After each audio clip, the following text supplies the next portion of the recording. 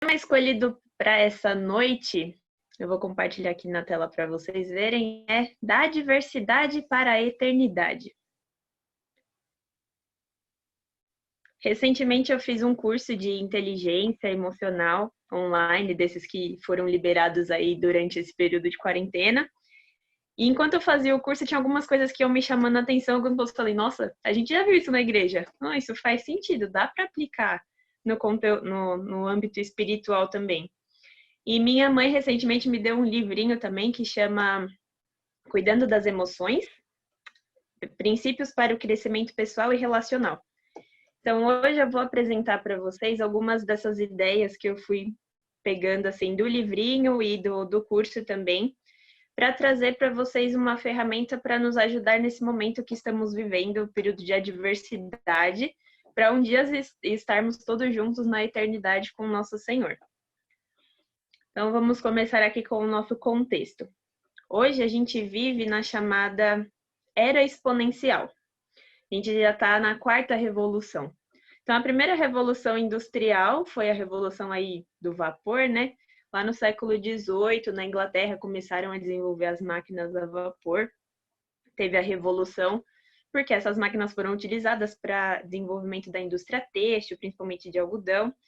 E aí, depois, mais para frente, lá nos anos 1800, começou a segunda revolução industrial, que veio por conta da eletricidade, do pós-guerra, teve um desenvolvimento da indústria siderúrgica, metalúrgica, foi aumentando aí essa tecnologia e mudou também os processos produtivos. A gente teve, por exemplo, o desenvolvimento do Fordismo, da linha de produção, né, linha de montagem.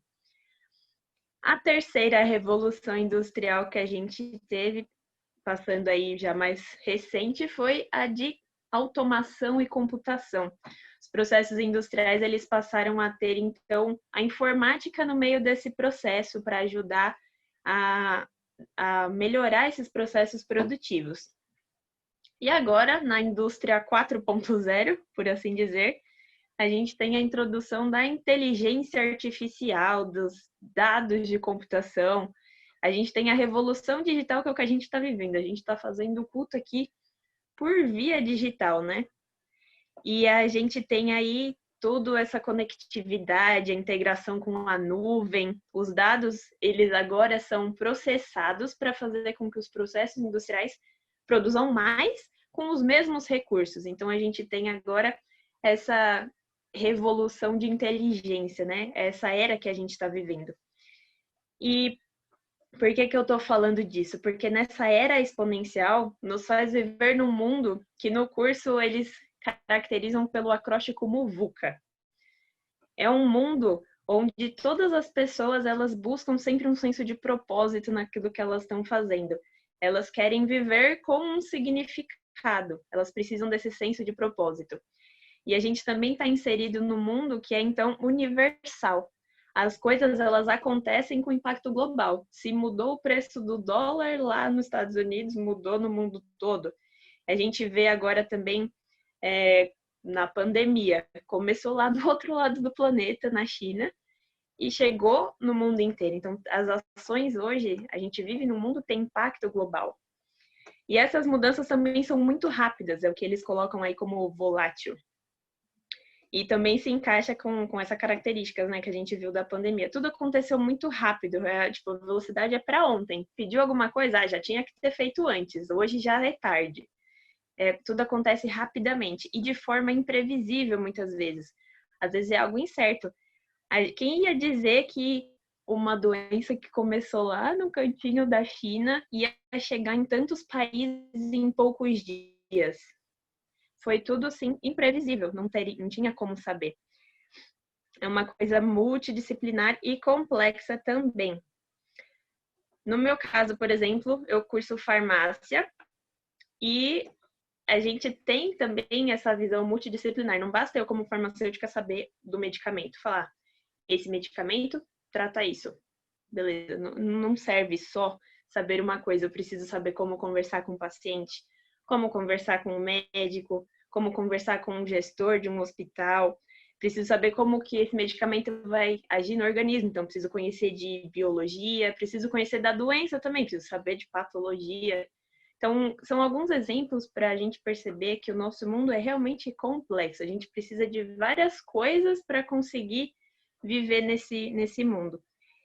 E a última letra desse acróstico nos traz aí ambiguidade, várias verdades ao mesmo tempo.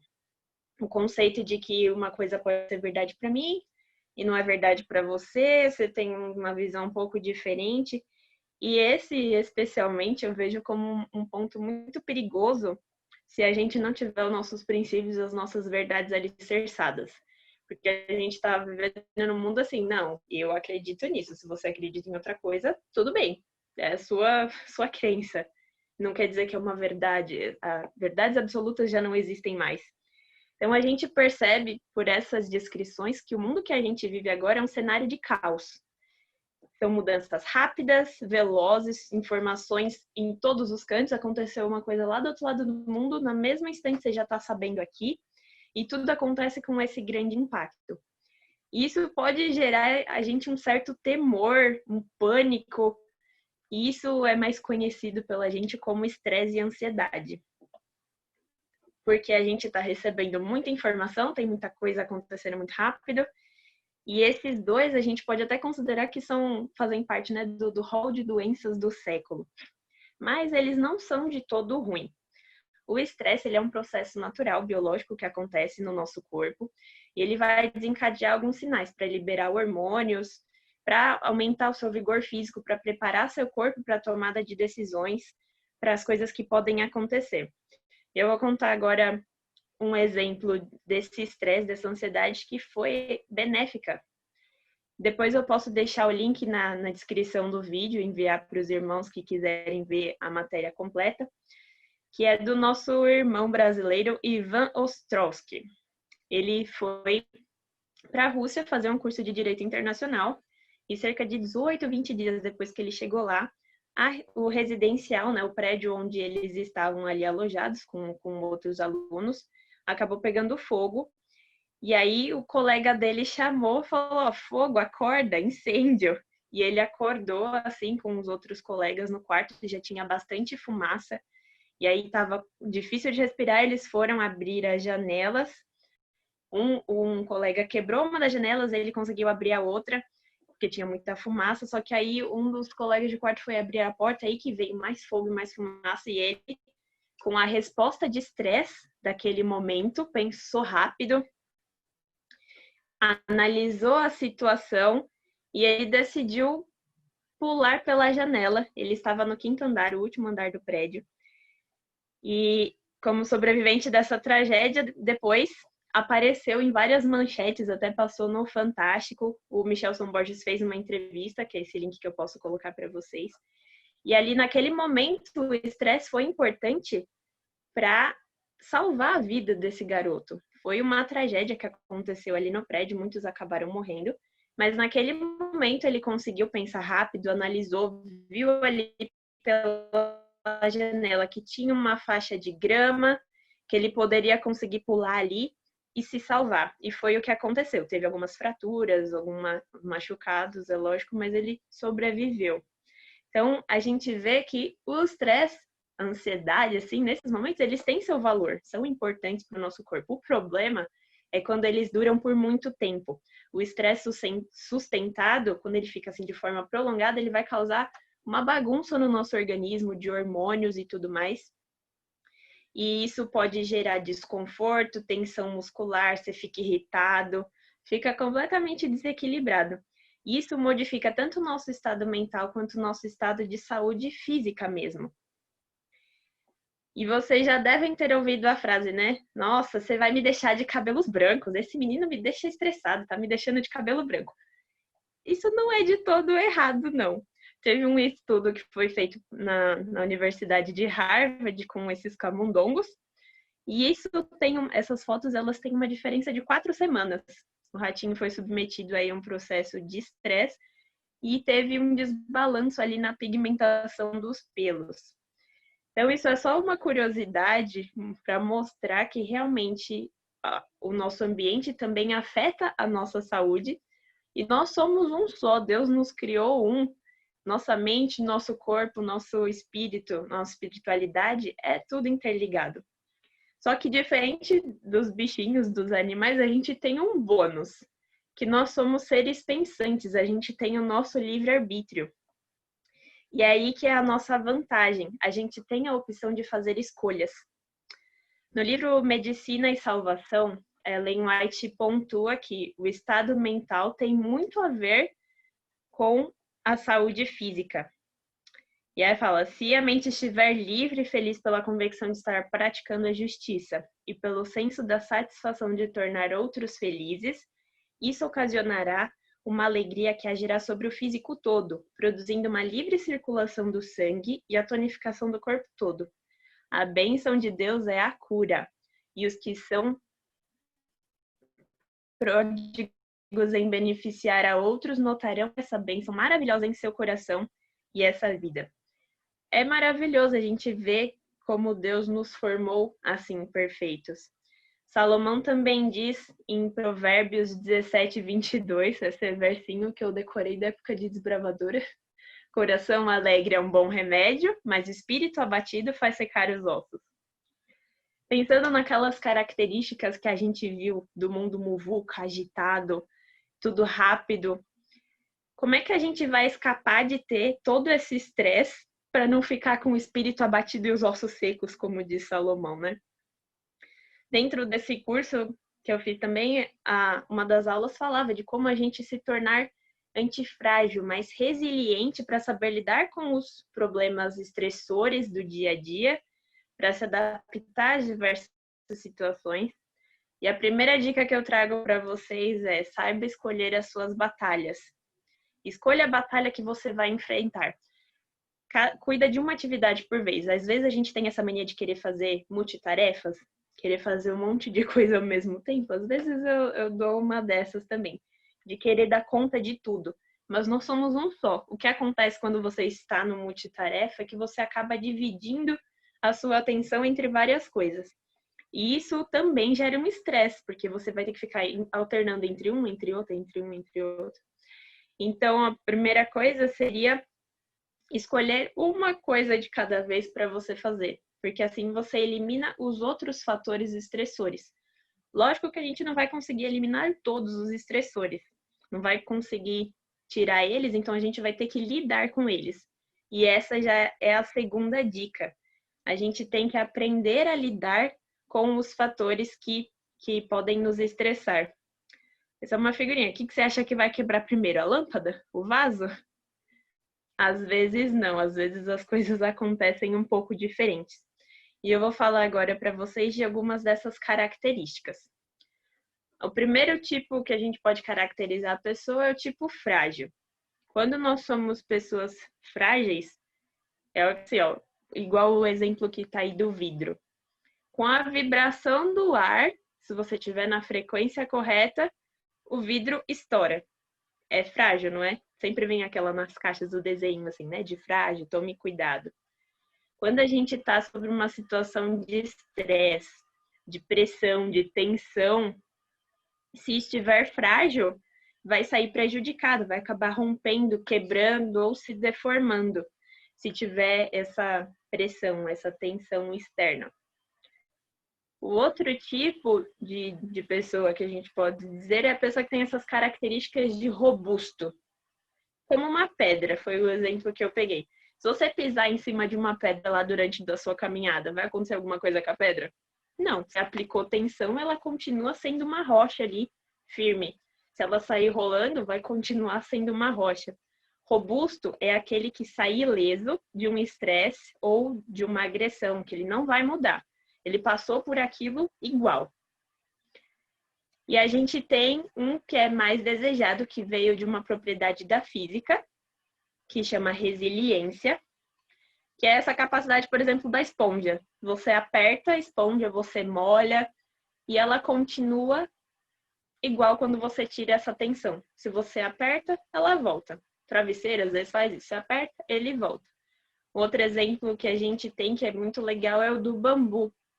O bambu, ele é muito resiliente, porque vem o vento, a tempestade, ele se dobra, mas passou a tensão, ele volta ao seu lugar, ele não se mexe, ele continua onde ele estava.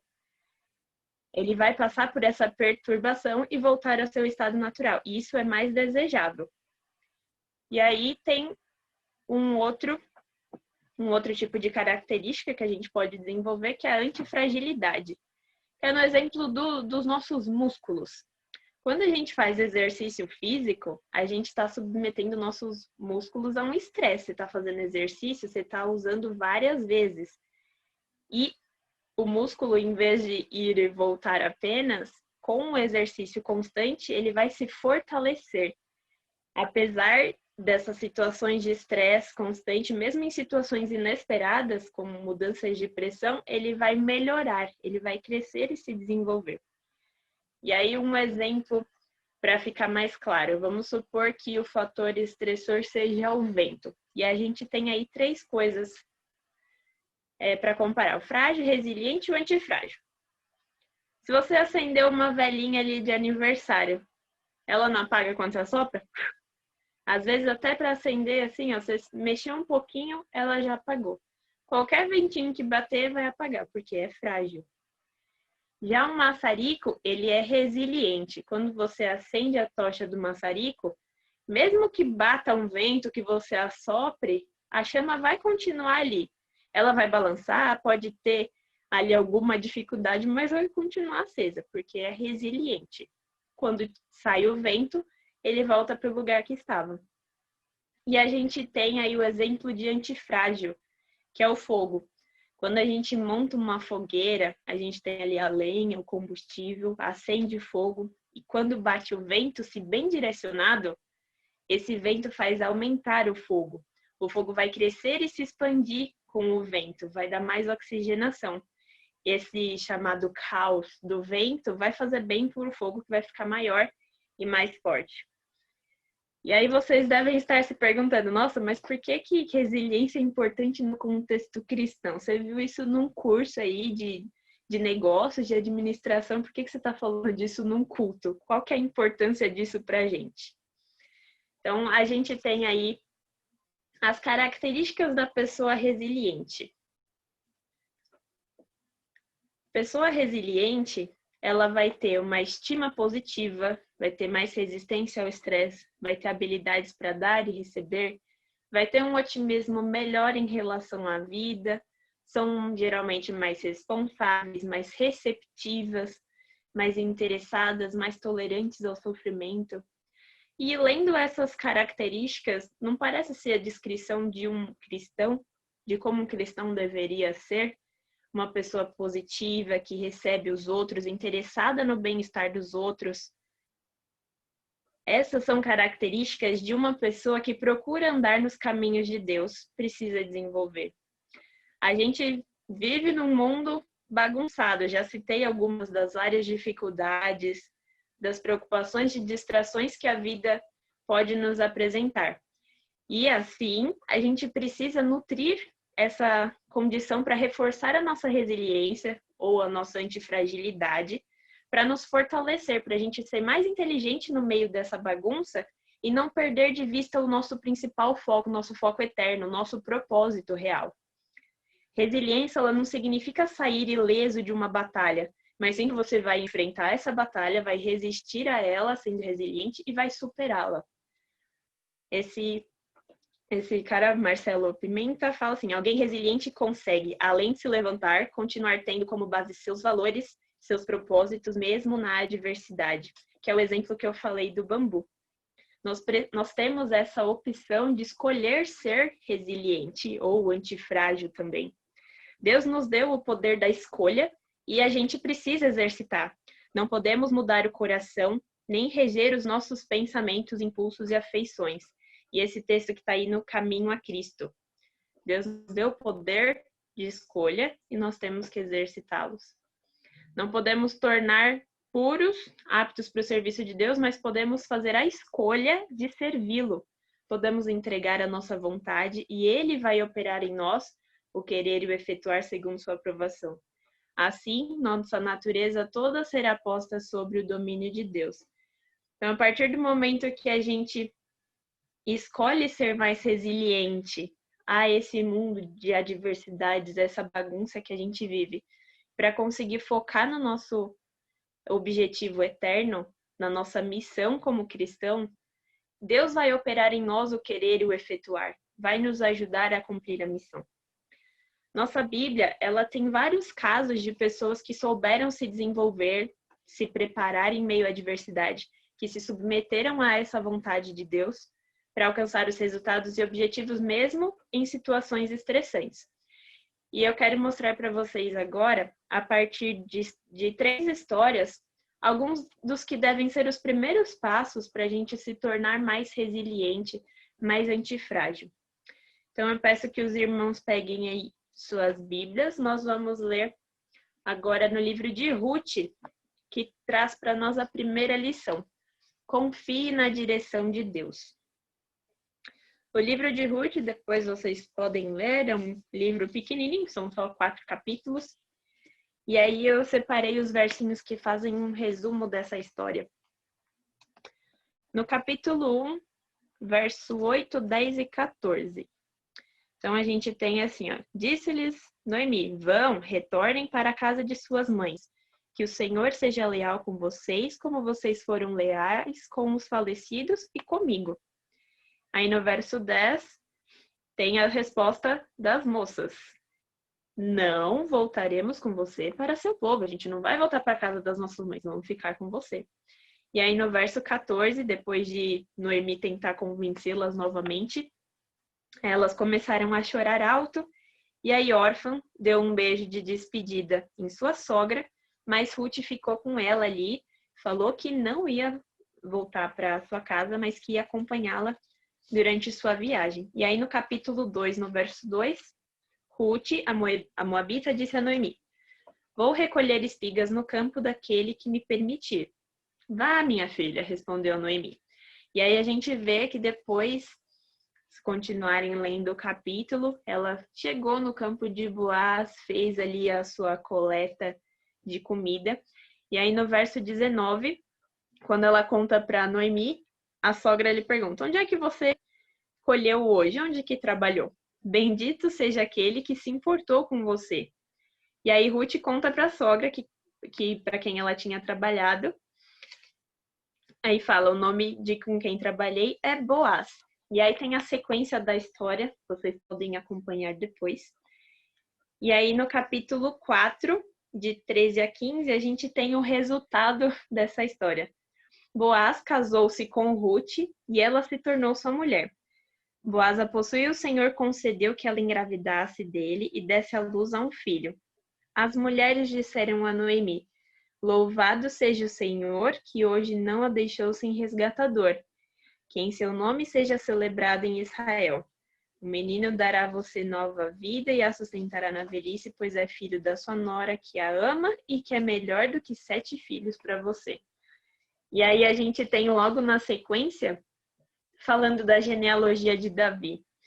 Então a lição que fica de confiar na direção de Deus é que Ruth ela teve a determinação de deixar a sua vida sem Deus para trás, seguiu junto com sua sogra para viver como estrangeira numa outra terra, se submeteu a um trabalho para sobreviver, literalmente, mas confiando em Deus, a gente também pode ficar surpreso com o desfecho da nossa própria história, assim como aconteceu com Ruth. Ela entrou na genealogia de Davi, que a gente sabe que também foi da genealogia de Jesus. Então, confie sempre na direção de Deus em meio a qualquer situação.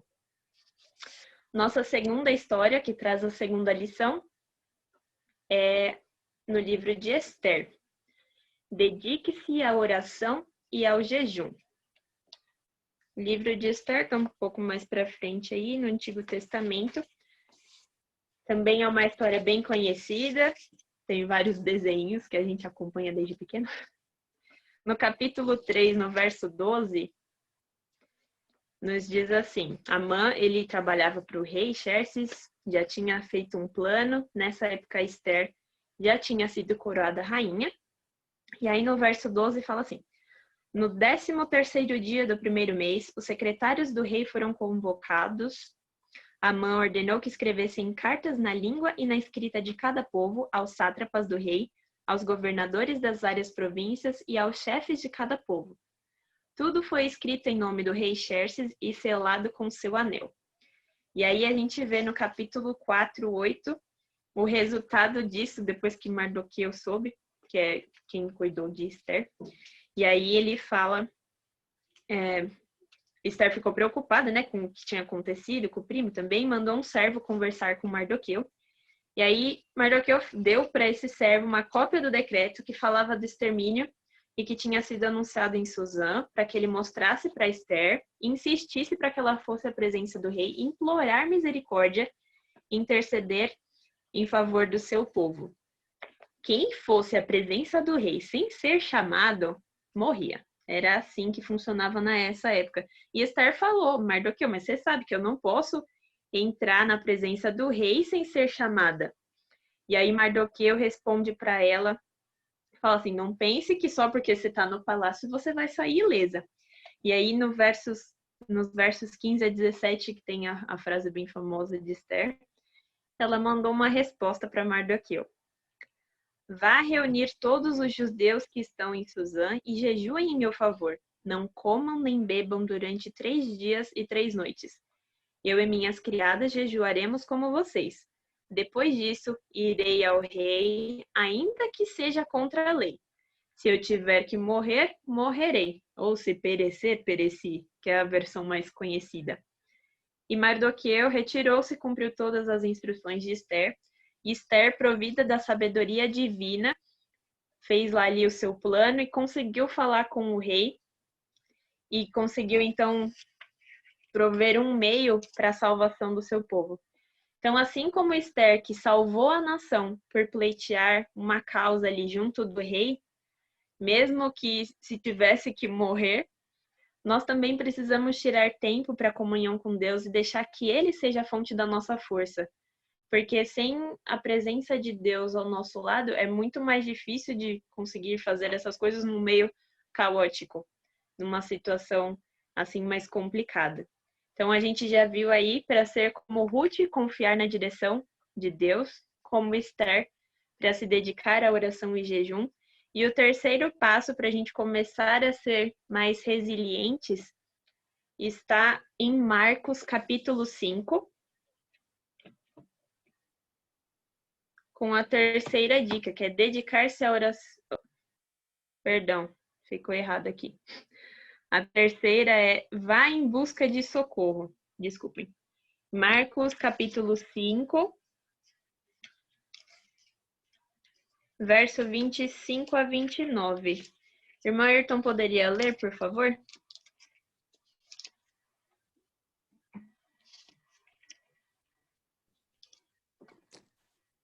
Do Marcos 5, de 25 a 29, né? Vamos lá. Isso. Então, grande multidão o seguia, comprimindo-o. Aconteceu que certa mulher, que havia 12 anos vinha sofrendo de uma hemorragia e muito padecera à mão de vários médicos, tendo despendido tudo quanto possuía, sem contudo nada aproveitar, mas antes, pelo contrário, indo a pior. Tendo ouvido a fama de Jesus, vindo por trás dele, por entre a multidão, tocou-lhe a veste. Porque dizia, se eu apenas lhe tocar as vestes, ficarei curada. E logo se lhe estancou a hemorragia e sentiu no corpo estar curada do seu flagelo. Amém. É uma história bem curtinha, mas que traz uma lição muito importante para todos nós, que é vá em busca de socorro. Essa é a terceira dica.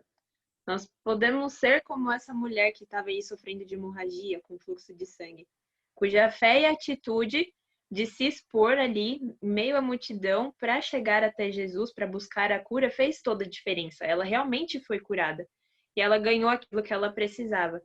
Então, nós podemos, devemos e precisamos ir até a fonte de socorro. Cristo é nosso exemplo máximo de resiliência.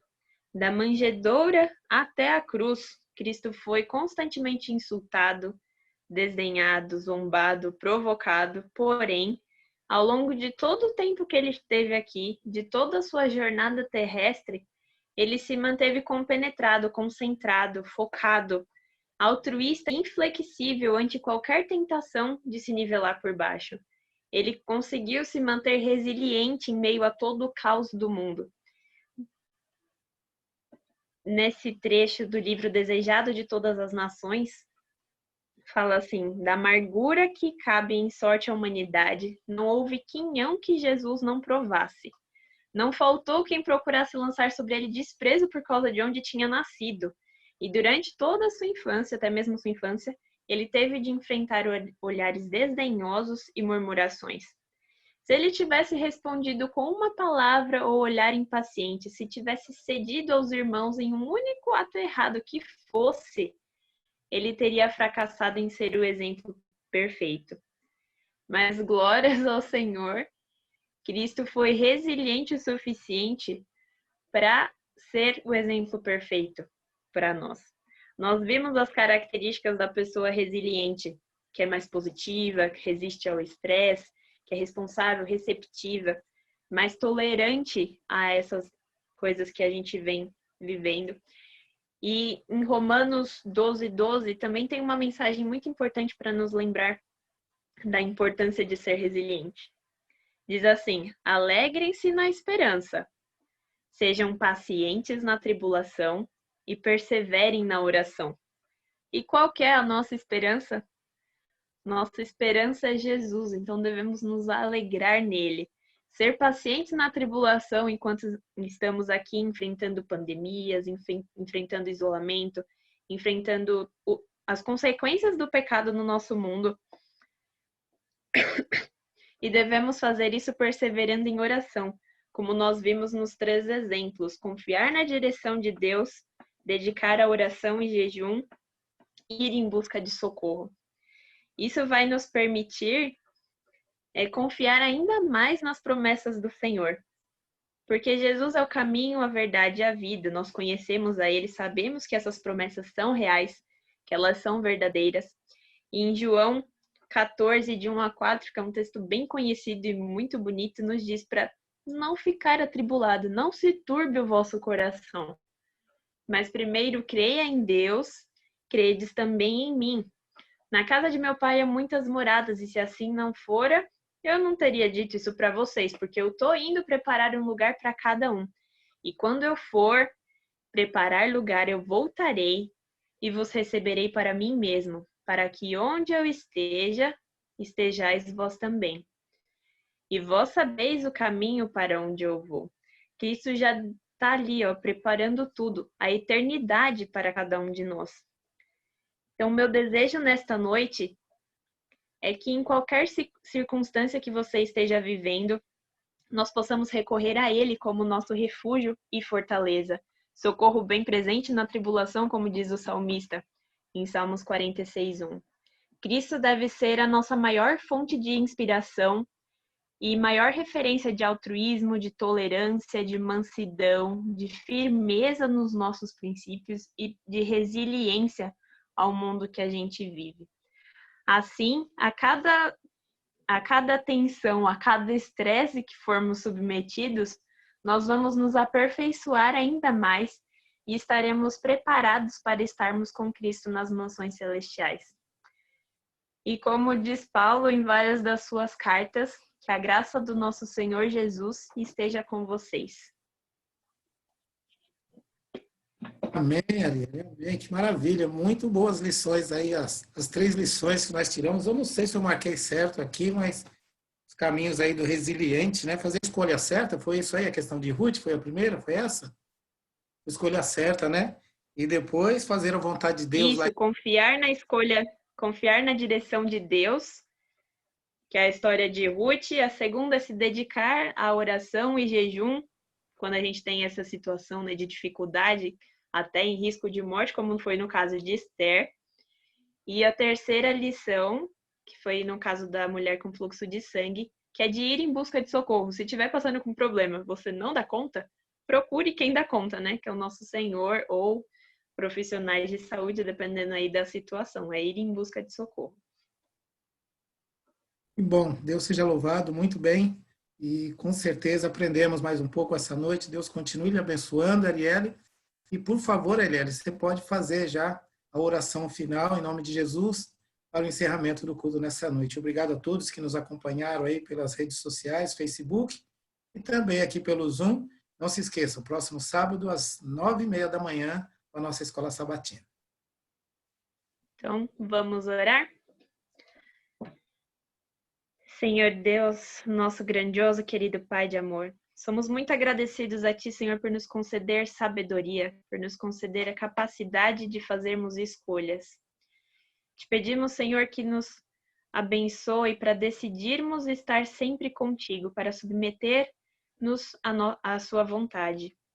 Que Seus anjos continuem a nos acompanhar, a nos guiar, nos conceder a Tua proteção, a Tua guia. O Senhor conhece cada pedido, cada agradecimento que foi feito nessa noite. Nós queremos entregá-los em Tuas mãos, Senhor, pois Tu és o Senhor da sabedoria, sabe o que é melhor para cada um de nós. Te peço também, Senhor, que esteja com os nossos familiares, com a nossa família, que eles também recebam as bênçãos através de nós, que possamos ser canais de luz para todos os que nos cercam. Possamos confiar cada vez mais em Ti, para sermos mais resilientes às tentações, às pressões que o mundo nos coloca. Coloque também, Senhor, em nosso coração a certeza de estarmos contigo nas mansões celestiais.